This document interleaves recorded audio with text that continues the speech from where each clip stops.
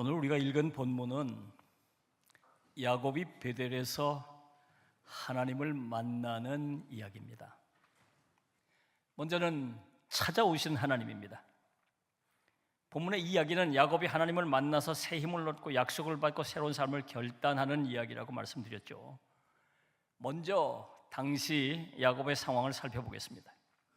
야곱은 형을 속이고 아버지에게 거짓말을 해가면서 장자의 축복을 가로챘습니다. 믿음보다는 자기의 꾀로 살아가려 했던 사람이에요. 다시 말해서 철저하게 세속적 인생을 살던 사람입니다. 물론 할아버지 아브라함과 아버지 이삭에게 하나님에 대해 많이 들었습니다. 할아버지, 아버지 따라 하나님께 제사도 많이 드렸습니다. 그러나 아직 하나님과 인격적으로 만나지는 못했습니다. 그래서 진정한 하나님의 사람이라고 볼 수는 없었습니다. 자, 그런데 지금 형의 분노를 피해 도망 중입니다. 곁에 아무도 없습니다. 언제 강도를 만나게 될지, 또 언제 들짐승 공격을 받을지 몰라서 두렵습니다. 그 먼 외삼촌 라반의 집까지 무사히 갈 수는 있을지, 과연 살아서 내가 돌아올 수는 있을지 기약이 없어서 불안합니다. 문제는 안타깝게도 이런 상황 속에서 야곱이 하나님을 찾지 않았다는 거예요. 그렇게 외롭고 혼자서 두려운 상황 가운데 있으면서도 하나님께 기도하지 않았다는 거예요. 하나님을 찾지 않았습니다. 그래서 하나님을 만날 수 없는 상황이었어요. 자, 그런데 놀랍게도 본문을 보면 야곱이 하나님을 만나고 큰 은혜를 받았고 새 사람이 됐어요. 어떻게 된 걸까요? 하나님께서 야곱을 찾아오신 거예요. 야곱의 상황을 아시고 야곱을 도와주려고 야곱을 찾아오신 것입니다. 두려움과 불안에서 건져주시려고 찾아오신 거예요. 그렇습니다. 때때로 하나님께서는 전격적으로 우리를 찾아오십니다. 우리가 청하지도 않았는데 찾아오십니다. 우리가 기대하지 않았는데 찾아오십니다. 우리를 도와주려고 찾아오세요. 절망 가운데서 건져주시려고 찾아오십니다. 우리를 일으켜 세워주시려고 찾아오시는 거예요. 여러분, 우리가 때로는 갈멜산의 엘리야처럼 충만하여 하나님 앞으로 찾아 나갈 때가 있습니다. 물론 하나님께서 만나주시죠. 그러나 우리가 때로는 낙심하여 절망 가운데 있을 때가 있습니다. 기도할 생각이 나지 않아요. 기도할 힘이 없어요. 부르짖지 못하고 기도하지 못하고 주저앉아서 낙심하고 죽고 싶다고 하소연할 때가 있습니다. 그러나 하나님께서 우리를 버리지 않습니다. 하나님께서 우리를 찾아오셔서 우리를 만나 주십니다. 주님 손 잡고 다시 일어나게 됩니다. 주님 주시는 새로운 희망을 얻게 되는 거예요. 이 시간 주께서 여러분 한 분 한 분을 찾아주시기를 주님의 이름으로 축원합니다. 자, 주님께서 야곱을 찾아오신 뒤에 야곱에게 약속의 말씀을 주시는 거예요. 그래서 우리는 여기서 약속하시는 하나님을 발견하게 됩니다.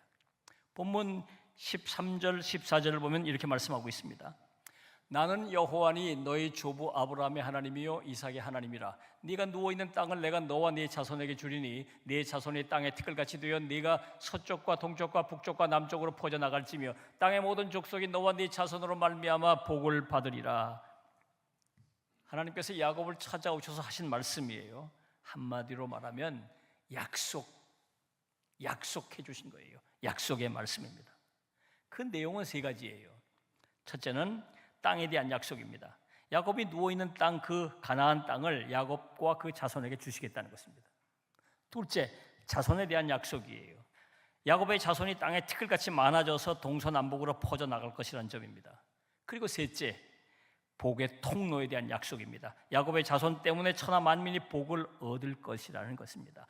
그런데 주목할 것은 이 약속은 야곱에게 처음 하신 약속이 아니에요.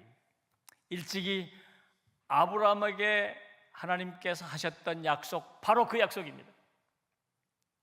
그리고 아브라함의 뒤를 이어 이삭에게 했던 그 약속, 바로 그것이에요. 그것을 이제 야곱에게 다시 약속하신 것입니다. 야곱을 아브라함과 이삭처럼 언약의 통로로 세우시겠다는 말씀이에요. 야곱이 이 말씀을 듣고 어땠을까요? 큰 위로를 받았을 겁니다. 야곱은 지금 집을 떠나 외롭게 도망치고 있습니다. 쫓겨난 신세요, 버려진 신세라고 생각했을 거예요. 하찮고 가치 없고 정말 버려진 존재라고 스스로 생각했을 것입니다. 그런데 하나님께서 찾아오셔서 너는 소중한 사람이라고, 너에 대한 큰 계획을 가지고 있다고, 너하고 약속하겠다고 말씀하신 것이 얼마나 큰 위로가 될까요? 야곱은 이 약속의 말씀 속에서 또 자신의 정체성을 깨닫게 됐을 거예요. 야곱은 그 이름처럼 야곱, 남의 발 뒤꿈치를 잡는 자, 형 에서가 가지고 있는 그 소중한 것들을 늘 부러워하고 기회만 내면 빼앗으려고 하는 그런 정말 추악한 그런 자의 정체성에 자기도 아마 싫었을 거예요. 나도 이런 내가 싫다, 아마 그랬을 겁니다. 그런데 하나님께서 이 약속의 말씀을 통해서 야곱에게 너는 나와 너 사이에 언약 가운데 있는 언약의 계승자라고 말씀하시는 것이에요. 자기는 남의 것을 빼앗고 등쳐먹고 막 속이고 이런 존재가 아니라 하나님께서 야곱을 통해서 놀라운 역사를 일으키실 그 위대한 언약의 계승자라는 사실을 새삼 발견하게 되는 거예요. 그러면서 야곱은 새로운 소망을 가지게 되죠. 두렵고 불안에 떨며 이곳까지 도망쳐 왔는데 이제 하나님께서 언약의 계승자라고 말씀하시면서 너와 함께 하겠다, 너를 지켜주겠다 약속하신 것이니까 소망을 갖게 되는 거죠. 소망을 갖게 된 거예요. 하나님께서 자신과 함께 하실 것을 믿고 새로운 소망을 갖게 해 주셨고, 그래서 새로운 삶을 이제 살기 시작합니다. 자, 이렇게 찾아오셔서 약속의 말씀을 주신 하나님께 야곱은 가만히 있을 수가 없어서 응답을 하게 되죠. 그래서 우리는 여기서 응답하게 하시는 하나님을 발견하게 됩니다. 본문 20절로 22절을 보면 이렇게 말씀하고 있어요.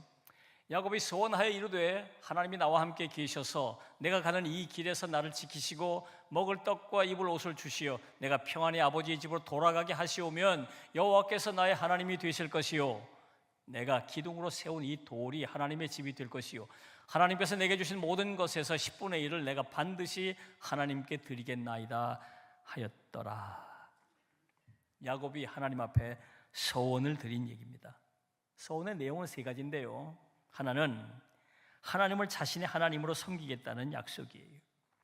더 이상 하나님이 할아버지 아브라함의 하나님, 아버지 이삭의 하나님이 아니라 자신의 하나님으로 섬기겠다는 겁니다.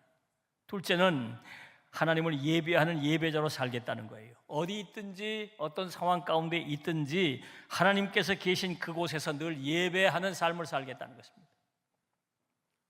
그리고 세 번째로 헌신의 삶을 살겠다는 약속입니다.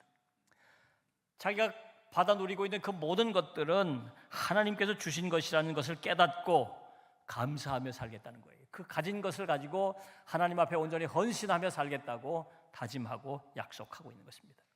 중요한 것은 이 약속을 서원이라고 했다는 거예요. 서원이란 네데르라고 하는 말을 번역한 것인데 하나님께 맹세하고 약속하는 것을 말합니다. 이 서원은 두 가지 특징이 있는데 하나는 자발적 행위라는 거예요. 누가 시켜서 한 것도 아니고 하지 않으면 안 되는 강압적 이유가 있어서 한 것이 아니라는 말이에요. 전적으로 자신이 자발적으로 자원해서 하나님께 약속을 드린 것이라는 말입니다. 또 하나 특징이 있는데 공적인 행위라는 거예요. 단순히 마음속에 품은 다짐과 결단이 아닙니다. 하나님 앞에서 공적으로 드린 약속이에요. 그래서 이 약속은 반드시 지켜야 하는 것이란 말입니다. 자, 그러면 야곱은 왜 이 서원을 했을까요? 답은 아주 간단하죠. 하나님께서 자기에게 베풀어 주신 놀라운 은혜의 역사 때문입니다. 형을 피해서 도망치던 자기, 누구도 관심을 가져주지 않던 자기, 누구도 도와주려고 하지 않던 자기, 그래서 외롭고 두렵고 불안에 떨던 자기, 그런 자기를 하나님이 찾아오셔서 만나주시고 약속해 주시고 새 힘을 얻게 하시고 새로운 삶을 살게 해 주셨어요. 야곱은 그 은혜를 받고 가만히 있을 수가 없었던 거예요. 어떻게라도 응답하지 않을 수가 없었던 거예요. 그래서 서원을 하게 된 것입니다. 그렇습니다. 하나님의 은혜는 우리를 가만히 있게 두질 않아요. 감사한 마음을 갖게 하고 보답하겠다는 마음으로 응답하게 합니다. 하나님께서 약속을 해주셨지만 이젠 자기가 하나님 앞에 약속을 드리는 거예요. 성경에서 주를 위해 가장 크게 헌신한 사람을 꼽으라면 단연 사도 바울을 꼽게 됩니다. 무엇보다도 사도 바울은 4차례 전도 여행을 했던 것으로 성경에 기록되어 있어요. 그 기간을 쭉 계산해 보면 무려 11년 정도 돼요. 11년 정도 본교회를 떠나서 11년 동안 객지에서 선교하러 다니는 거예요. 그리고 마지막에서는 순교를 하게 되죠. 걸어서 다녔어요. 그 기간 동안 바울이 겪었던 이야기를 고린도후서 11장 23절로 27절에 이렇게 기록해 놓고 있어요.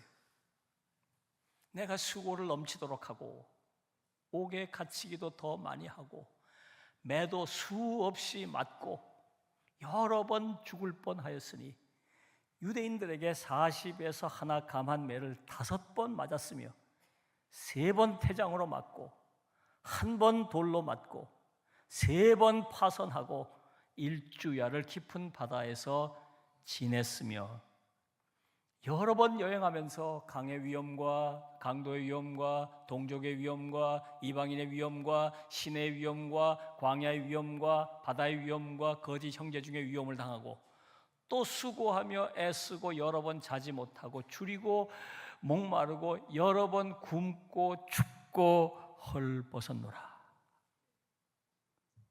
누가 이렇게까지 할 수 있을까요? 그러면 바울은 왜 이런 고생을 했을까요? 왜 이런 고생을 누가 시키는 것도 아닌데 왜 이런 고생을 자발적으로 했을까요?